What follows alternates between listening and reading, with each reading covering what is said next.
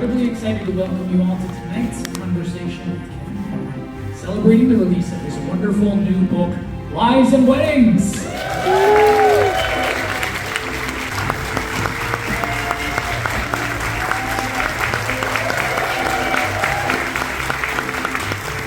Thank you all for being here tonight. Give us the nutshell on this book and how it fits into some of the themes of your larger body of work, perhaps. I think our introducer said it best. I mean, he really just gave it a really great intro. You know, it's boy meets girl, but with a twist, because, you know, now the boy is desperate for the rich girl. Right. As opposed to usually the girl swooning and desperate to marry the rich boy. Right. So you're trying to upend that. And the boy is also half Chinese. So he's dealing with these cross-cultural issues of having a Chinese mother. Yes. Some people might be able to relate. And a British father. Yes. So the Chinese mother, Arabella Lung, is perhaps my favorite character in this book, and she's in a long line of dragon moms that you've written about. So tell us who would win in a dragon mom off between Arabella and Eleanor from Crazy Rich Asians. wow, that's quite a. I'm starting hard. Yeah. Yeah. That's like Elon versus Mark. Right. Like, you just don't even know who to bet on. Yeah. For now, I would say Arabella. Right.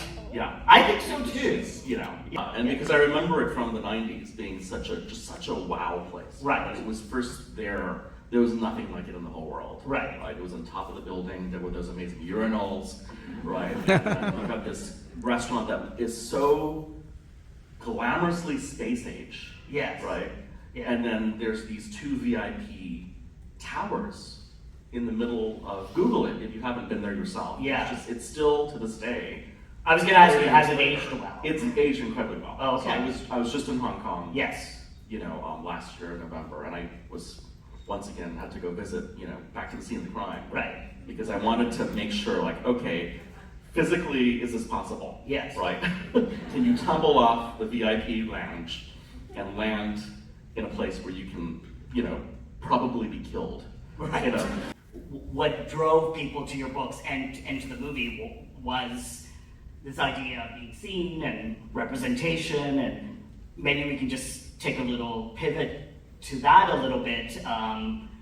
What has it been like for you to see such incredible response to your work? And I believe you tell a story of sneaking into the theater to see the movie with a real audience. And what was all that like? I mean, it's just incredible, right? Yeah. Like, you write a book, you assume no one's gonna publish it, first of all, no one's gonna read it, and then flash forward 5 years, you're in a movie theater, and watching an audience watch the movie, right? And that, you know, speaking to there was the part in the title credits, when Charlie Wu comes on the screen, you know, played by Harry Shum, and just to see the audience just cheer, right, was like, oh wow, like, these are people who have read my book. Yeah. You know, because those aren't the newbie, you know, theater audiences that these people all know who he is. Yeah. Even though he's never been introduced, they know that's Charlie, right? And there's a whole other story going on. So, like, to see that is just so unbelievably uplifting. Yeah. You know, but it's also been interesting. You know, I just began touring for the first time since 2017, right? So this is the last time I was on tour for a book was before the movie came out. And so now, traveling across North America, meeting people, and they're sharing their stories, and people are telling me how much the movie has literally changed their lives. You know, people saying, oh my gosh, like, my children are popular in school now because of your movie. Yeah. You know, or like, my business has tripled, or like, my neighbors are finally talking to me for the first time. And so to hear that is just pretty unbelievable. Finally. Give us the scoop. Yes. As much as I'm allowed to say, right? Because so much of it is I'm like, Boo.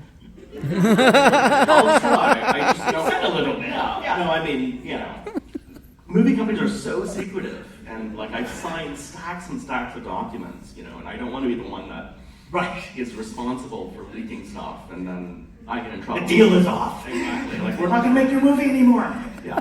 But no, everything is in development. So we're working on a sequel for Crazy Rich Asians. Yeah. Right as we speak. There's also TV The spin-off. cast all got very busy. That was part of it. Everyone got busy. Yeah. Everyone got busy. Yeah. Warner Brothers got bought and sold twice in the last 5 years. Yeah. So there were new teams that had to come on board and realize, Michelle Yao had to go and win an Oscar. and Oscar and make yeah. 35 movies. Yeah. You know, and last year alone. Yeah. So everyone's been amazingly busy. Yeah. But I think everyone now is ready to come back. Mm-hmm. And so, you know, we are working as fast as we can, but at the same time, we want to make a great movie, right?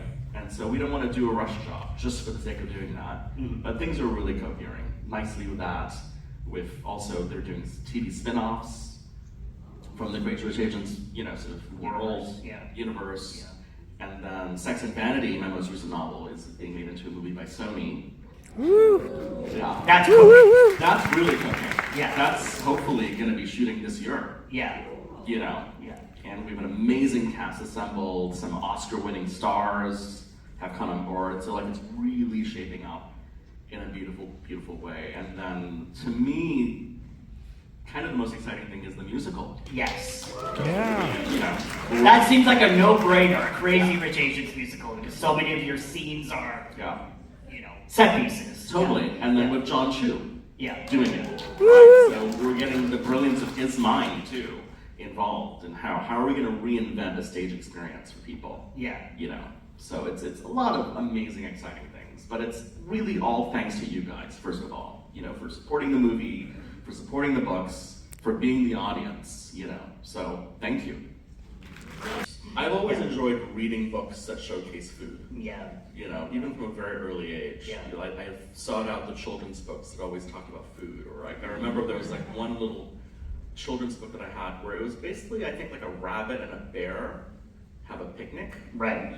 You know, and just all about the amazing desserts that they eat. And I just kept on reading that over and over again. If anyone knows the story, please tell me. I'm trying to find it. But so I want to achieve that in all my books. Like I want to leave people hungry. Right. As well, because as you know, food is it's so important in culture and family. Right. Right. And these people live to eat. I think everything I did in my previous career, sort of in design consulting, really informs the writing that I do, right? Because there's a lot of fashion, there's a lot of design, there's a lot of talking about interiors. Like I really like to paint the picture of how these people live, how they dress, how they eat. Mm-hmm. So like I always say, like I could have never written these books fresh out of college at age 21. I had to have a whole other career that really helped to inform these books and meet these amazing people. Having a coffee before we came here with my amazing publicist Emma. She's somewhere in the audience. And Emma has painted her nails this beautiful shade of lavender, right? And I was like, that's Elizabeth Taylor Lavender. Because she literally, have you ever met her?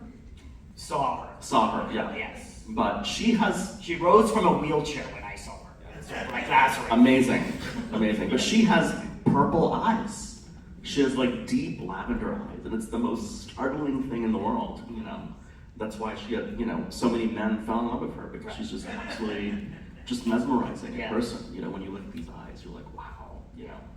So those were very special, and she allowed me to touch her jewelry and handle it, and even like try on some. Like she was never precious about jewelry. She believed her jewelry was meant to be worn and shared, and she'd just take off a ring and go, here, put it on, you know.